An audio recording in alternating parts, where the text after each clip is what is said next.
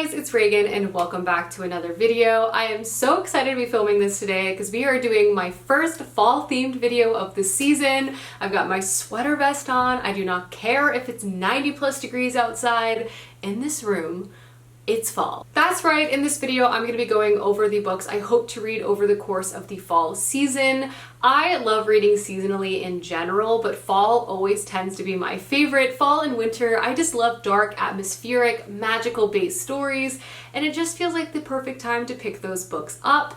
With that in mind, I have curated a selection of books I already own. This is not going to include kind of new releases that I will probably also be adding to my TBR, but these books are full of magic and witches, so many witch books, as well as murder and murder mystery. Like, that is what I'm feeling like reading right now, so let's go ahead and dive right in. The first book that is on my TBR is A Secret History of Witches. This honestly is a book I've had on my shelves for so many years, and I also feel like it's in general very, very popular. The synopsis is rather vague and doesn't go into too much detail, but the overall concept of this story is that it is a historical saga that traces 5 generations of one family of witches, of fiercely powerful mothers and daughters, and the magic that binds them all and also puts them in grave danger. I am just really curious about this story. I feel like it's going to be a more human-led magical tale, kind of a more literary fiction fantasy story, if that makes sense. But nonetheless, I feel like it can be emotional, and I'm hoping it draws me in right away. I also feel like it might have a TV show. I could be completely wrong about that. But I love historical stories, especially ones that centered witches. I'm imagining there might be like witch trials involved in this, but we shall see. The next book that is on my list is The Forest of Stolen Girls by June Her. I read a June Her murder mystery story last summer and absolutely fell in love with it, so I was really looking forward to picking up her new release, which is another Joseon era murder mystery story. And the tagline of this book is "The forest watches me, hostile and still, with remembering eyes." And this is set in 1426, and Hwani's family has never been the same since her and her younger sister disappeared in a wood near their home, to later be discovered unconscious in the forest near a gruesome crime scene. Years later, Detective Min, Hwani's father, has moved their family away from this forest, but when he hears that 13 other girls have gone missing in the area, he decides that he needs to solve this mystery once and for all and travels back to their hometown. Now Hwani and her family have not heard from her father, so she decides to take it upon herself to travel back to Jeju Island to figure out what is going on and hopefully save her father as well. Again, I absolutely loved June Her's first novel. It was so steeped in history, the writing was absolutely mesmerizing and lyrical, and I feel like she combines elements of like a really intense thriller and kind of crime investigation with a really richly realized historical setting and how those things influence each other. Also very successfully includes within her stories. I'm really looking forward to picking this one up. I feel like I'm going to really enjoy it, and I feel like it'll be a perfect atmospheric fall read as well. Next up, I have some gruesome, grim, dark fantasy. Just feels like the right time to start this series, and that is The Blade Itself by Joe Abercrombie. I am finally making space, making time to start a Joe Abercrombie novel. I've heard so many fantastic things about this series. It's said to be like a quintessential grim dark fantasy story where no one's really good and nothing really good happens to anybody, but you're very invested and you also are like a huge fan of everyone involved as well. It's a complicated situation of like extreme violence, extreme darkness, but your heart is invested in the story overall. I don't really know too much about this story outside of the fact that I know it's bloody and gruesome and gory and grimdark, and in general I don't want to know too much more about that. I'm sure we follow some sort of mercenary-like character who has to make decisions that haunt him at night, you know, and I'm sure it's multi-perspective and gritty, so let's just read and find out. I'll take you guys along for this journey this fall. I'm very much looking forward to it. So this had to be added to my TBR. Next up is a book that I've already read. It was included in my fall TBR and I finally got to it, and honestly I can say confirmed it is a perfect fall read, and that is The Helm of Midnight by Marina Lostetter. This is a fantasy thriller horror mashup and it's so successfully done, but essentially the book opens on a group of thieves successfully stealing the death mask of a very well-known serial killer, Louis Charbon, and in this world, knowledge as well as magic magic can be infused within these death masks. So now the wearer of this death mask is now infused with the knowledge as well as the spirit of Louis himself. And now he stalks the streets again, killing people with a new sinister purpose. We also follow our main character Karina, and she is a regulator, which is kind of like a detective magical force in this world, and she and her team are trying to put a stop and also uncover the mystery as to why this mask was stolen to begin with. This book was an absolute page turner, the perfect fantasy thriller. I absolutely loved kind of the combination of genres here. Dark, gruesome, kept me guessing, an absolute must read for this fall. Next on my list is another start of a long fantasy journey, and that is The Eye of the World by Robert Jordan. I plan to vlog this experience, and I will be reading this at some point this fall before the release of the show. I'm hoping to get to the first 2 books, as I know that is the first season of the show that is coming out. So with that in mind, I'm really trying to get to these books. Obviously, this is a very well-known and beloved series. It is the first book to the classic Wheel of Time, and the synopsis literally describes it as a classic fantasy tale depicting the fight between good and evil. And in this first one, we follow, I believe, our main character Rand, and he's essentially like a chosen one-like figure from like a remote town set on a journey to try to save the world, possibly, as the Wheel of Time has begun to spin again. I'm really looking forward to starting this journey. I'm curious to know what I think about it myself. I feel like I'm going to enjoy the first couple books. I'm not sure if I'll love them, but nonetheless, I feel like getting to this and experiencing this is very important, as I do love fantasy. So I feel a lot of urgency to read these, if that makes sense. Again, I have been craving murder mystery, and this time I decided to add a book on my TBR where that happens in space. So I'm also starting The Expanse series by James A. Corey, with the first one being Leviathan Wakes. This is a very long, very beloved sci-fi tale that I believe really expands in a lot of dramatic fashion,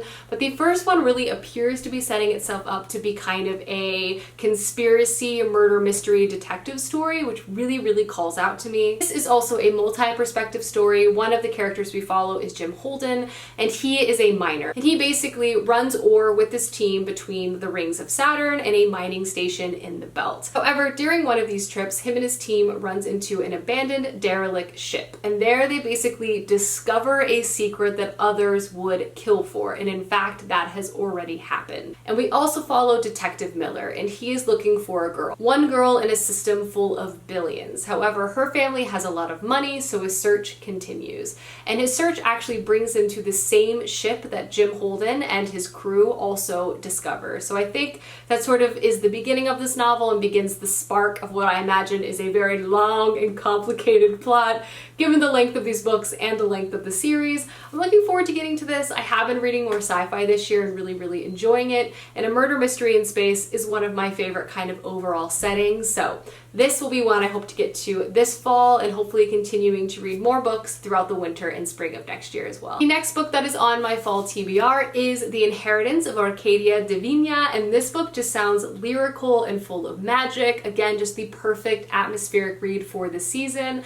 And this follows the Montoyas, and they are used to unusual things kind of surrounding their family. The pantry never runs out of food, and the matriarch of the family does not leave the house for any reasons. Not for birthdays, not for baptisms, not for weddings. But when Arcadia Divina invites them to her own funeral, the family all decides to attend, hoping to unlock a lot of the secrets that she has been holding tightly to her chest their entire lives. However, they leave the funeral with more questions than answers, as Arcadia Divina transforms into a tree right before their eyes. Years later, now every member of this family has kind of been touched by magic in different ways, and now a new dark force is threatening the limbs and the branches of this family tree. Again, this book just sounds magical. I'm really looking forward to picking this up. I feel like it's going to be absolutely transportive. I love sort of family magic-based tales.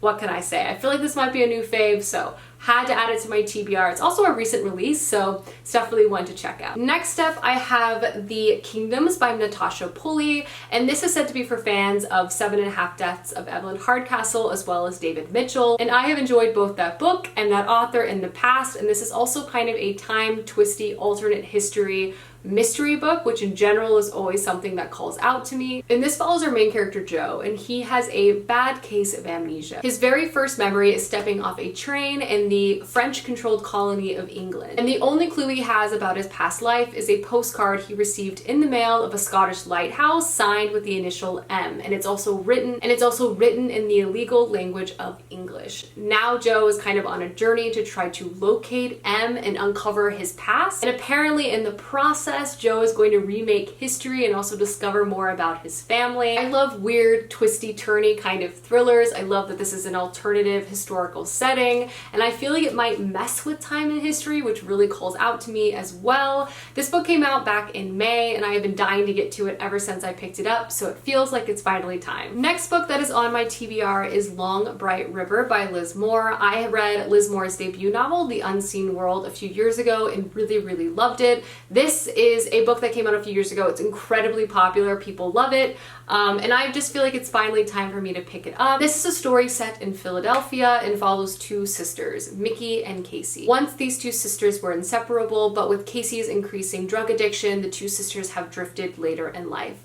Mickey is now a police officer, and while the two sisters no longer speak, Mickey has never stopped kind of checking in and making sure her sister is okay. However, at the beginning of the story, Casey disappeared, and she's concerned that this also has to do with a recent string of murders that has been happening in the city. And Mickey increasingly becomes obsessed with this case of trying to solve these murders and also locate her sister. This story is sold alternating between present day of Mickey trying to solve this case, as well as flashbacks and vignettes of the two sisters growing up together. I really love Liz Moore's writing. I found The Unseen World to be incredibly emotional and also kind of had this disjointed narrative quality that I felt like was incredibly effective in that story. So I'm looking forward to kind of encountering that in a more traditional thriller-based tale, but I feel like it's still going to have a lot of family, a lot of heart, while also having a really intriguing and intense mystery at the heart of the book too. So I feel like this is going to be a hard-hitting novel, one that I know a lot of people already love, but I feel like this is one that I am finally ready to get to. Liz Moore, so good. And the last book that is on my fall TBR is a book I'm actually currently reading, and that is The Mercies by Karen Millwood Hargrave. And this is a bleak, dark historical fiction story basically following a variety of women in a small Norwegian town. The book opens in 1617, and essentially this one small town has faced unimaginable tragedy, and that is every man in their village has just drowned in a tragic fishing accident. Now all the women in town are not only dealing with the grieving of their lost loved ones, but also having to face their own survival and taking up new skills and responsibilities to ensure that they can make it through the next winter. Fast forward a couple years, Absent Cornet arrives in this small town, and he is a Scottish preacher and also kind of rose to fame with the witch trials in Scotland. And essentially he's arriving to basically put these women back on track. This is a story alternating a few different perspectives of women within this town and their different lives. So far, it has really gripped me. The writing style is beautiful. It's very slow moving and very emotional. It's definitely very grim, and it captures that sort of environment of this very cold, very desolate and remote town in Norway. The historical setting is fascinating. I'm looking forward to finishing it, but I just feel like overall the vibe, the darkness of it is perfect for fall or winter. So I'm looking forward to getting to this as well this month. Alrighty guys, those are all the books I hope to read during the fall season. Let me know down below some of the top books on your fall TBR, as I would love to know. And I will see you guys soon with another video soon. Goodbye!